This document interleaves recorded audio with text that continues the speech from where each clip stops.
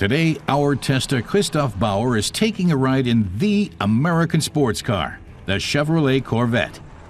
As the first truly American convertible of the post-war era, the Corvette filled a market niche, as Christoph explains. In 1950, Americans were wild about roadsters, the epitome of freedom on wheels. They were sporty and had no roof to cramp your style. Driving along with the wind in your hair stood for the American way of life. The only problem was, back then, no one was building them in the U.S.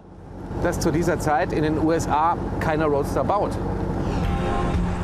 But the Corvette changed all that. Production of the first American-made sports car began at the Chevrolet factory in Flint, Michigan in 1953. The Corvette's eye-catching body was shaped by General Motors designer Harley Earl.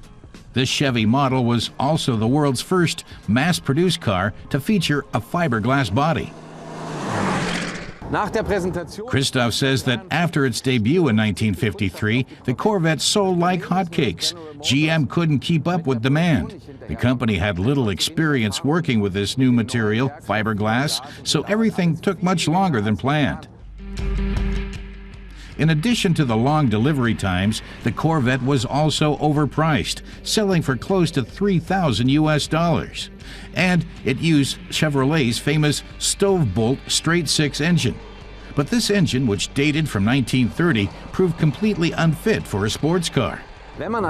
Christoph notes that people automatically associate the Corvette with a V8 engine, but these were only used from 1955 onwards. This model still uses an inline six-cylinder with 3.8 liters capacity, putting out just 155 horsepower. He says that when coupled with the two-speed automatic transmission, it just doesn't feel like a sports car. So he's going to concentrate on cruising and enjoying the beauty of the car. When it comes to design, Christoph says GM was really inventive. The Corvette has no door handles, but removable side windows, as you'd expect in a roadster, and an impressive front end. The radiator grille gives it a fearsome look, and the headlights are covered with mesh. But Christoph says the real coup was the fiberglass body, comprised of 46 parts. With Harley Earl as designer, the end result was a street-legal show car. The tail fins disappeared 2 years later, though, in an attempt to make the Corvette a true roadster, not a battleship.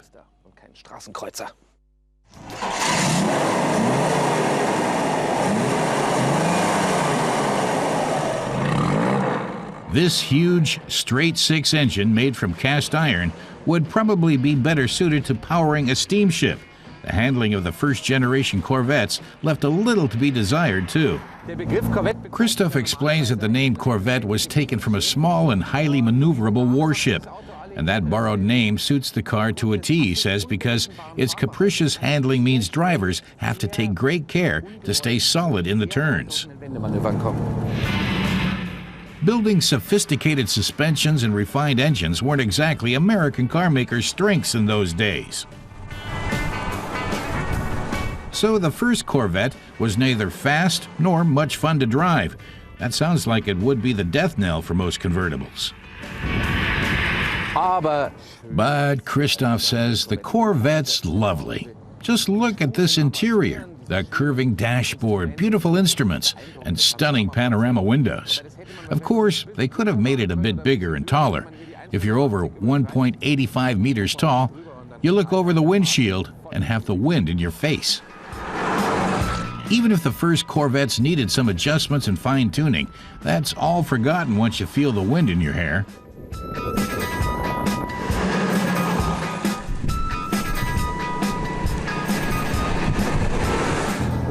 Christoph says that after getting off to a bad start, the Corvette could have been a flop. Instead, its V8 engine made it the incarnation of the American dream. And as the first mass-production vehicle to have a fiberglass body, he says the Corvette is a milestone in automotive history.